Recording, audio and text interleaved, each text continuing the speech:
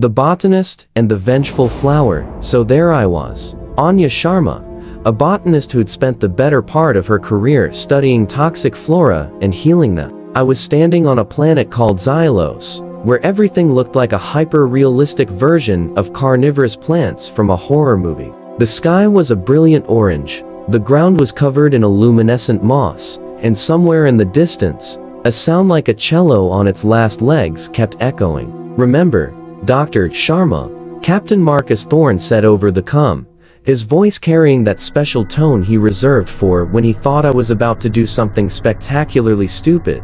"This is a peaceful survey. Try not to get eaten by anything or anyone on the diplomatic team." I adjusted my binoculars and grinned at the scanner readings. "Come on, Captain. When have I ever caused an interspecies incident? Do you want the chronological list or the alphabetical one?" Thorne didn't respond, but I could practically hear him scowling. "I'm talking about the exploding mushroom incident on Epsilon Prime." I cleared my throat. That was a misunderstanding. They were just going through their mating season. The diplomatic team was about 50 meters ahead of me, and from the sound of their heated whispers, things weren't going well. Ambassador Kellen of the Zephyr species was frantically flipping through his cultural protocol handbook, probably looking for the chapter titled, "What to Do When the Aliens Think You're Here to Steal Their Lunch Money." The Revath delegation stood in a perfect semicircle, all 8 feet of green-skinned, apparently very angry alien diplomat. That's when I heard it. A low, rumbling growl coming from the tree line that made my scanner practically have a nervous breakdown. The biological readings were off the charts, and my threat assessment system had apparently given up and was just flashing, "Nope," in bright red letters. "Oh, that's not good," Ambassador Kellen asserted. The Revath started backing away, making chittering sounds that my translator helpfully informed me meant, "Death approaches. Why did we invite these squishy creatures here? Always nice to know where you stand." Then it emerged from the forest, and I had to admit, it was impressive. Picture a flower the size of a truck, with obsidian-like fangs and brilliant red petals that looked designed to intimidate. Its outer shell was like armor, and its vines could crush anything. My scanner was now just making a continuous whimpering sound. "The vengeful thorn," one of the Revath whispered, in what sounded like reverential terror. "None survive close contact." The diplomat team was slowly backing toward the shuttle, which seemed like a reasonable response to a creature that looked like it bench-pressed metal for fun. But here's the thing about being a botanist for 15 years before I got into the Xenobotany game. You develop a different perspective on dangerous plants. While everyone else was seeing a nightmare,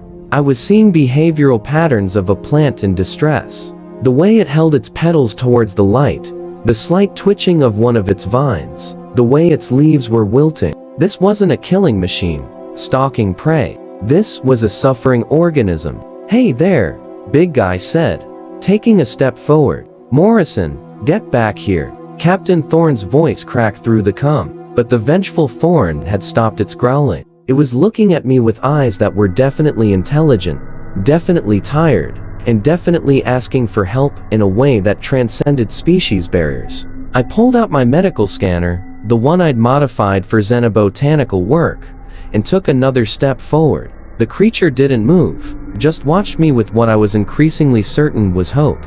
"Yeah," I said, reading the bioscans.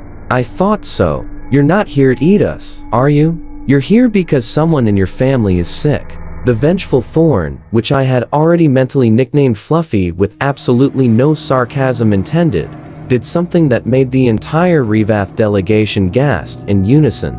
It sat down, not in the aggressive crouch of a predator about to pounce, but just sat down like a very large, very worried dog, waiting for the vet to call its name. "Morrison." Thorne's voice had reached that pitch that usually precedes him threatening to space me. "What are you doing?" "Practicing medicine," I replied, approaching Fluffy with my scanner active, just like I did for 15 years. The bio readings were fascinating. Signs of severe nutrient deficiency, photosynthetic irregularities, and a parasitic fungus growing on its roots. Classic symptoms of a plant dealing with sick offspring. "Your cubs are sick, aren't they?" I asked Fluffy conversationally. "And you came here looking for help because you're desperate." Fluffy made a sound that was part whine, part rumble, and entirely heartbreaking. Then it did something that made Ambassador Kellen drop his protocol handbook, and several Revath make sounds like deflating balloons. It gently took my sleeve in one of its massive vines and started pulling me towards the forest. "Oh, for the love of," Thorn asserted. "Morrison, I am not explaining to command how I lost my Botanist to a creature whose species designation literally translates to shadow of death. Actually, I called back, allowing myself to be led by what was essentially a living, breathing plant the size of a tank. The Revath word translates more accurately to one who protects with thorns.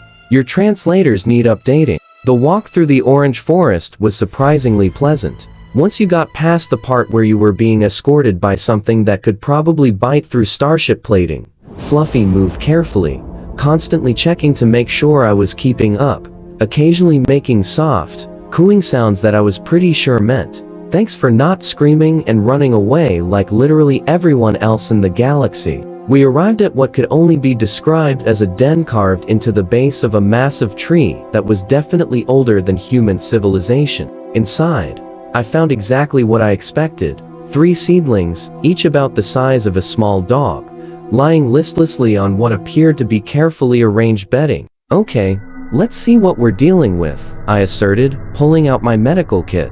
The seedlings were burning up with fever, dehydrated, and showing signs of severe respiratory distress. My scanner identified the culprit quickly enough: a bacterial infection that was apparently common on this world, but usually only affected much smaller creatures. The seedlings' immune systems were overwhelmed. "Good news, Fluffy," I said, loading up a broad-spectrum antibiotic that should work on most silicon-based life forms. "This is totally treatable. Bad news is, I'm about to stick needles in your babies, and I really hope you understand. I'm trying to help." Fluffy watched intently as I administered the injections, making soft, encouraging sounds to the seedlings. When I pulled out 4 bags to address the dehydration, the big plant carefully helped hold the line steady. "Morrison, what's your status?" Captain Thorne's voice crackled through the cum. "Oh, you know, just practicing veterinary botany on the galaxy's most feared plant species while their parent assists with the procedure," I replied. "Tuesday stuff." The response from the cum was a sound I'd never heard Thorne make before. It was somewhere between a laugh, a sob, and the noise someone makes when they realize their paperwork just got infinitely more complicated. 20 minutes later, the seedlings were already looking better. Their breathing had improved, the fever was breaking, and they were starting to show interest in the nutrients Fluffy had apparently been saving for when they felt well enough to eat. As I packed up my medical kit, Fluffy did something that I'm pretty sure redefined interspecies relations for the next 1,000 years. The massive plant very gently nudged my shoulder, then laid down and rolled over to expose its roots in the universal gesture of complete trust and submission. "Well," I said, giving Fluffy a cautious belly rub that made the creature purr like a starship engine, "I guess we're friends now."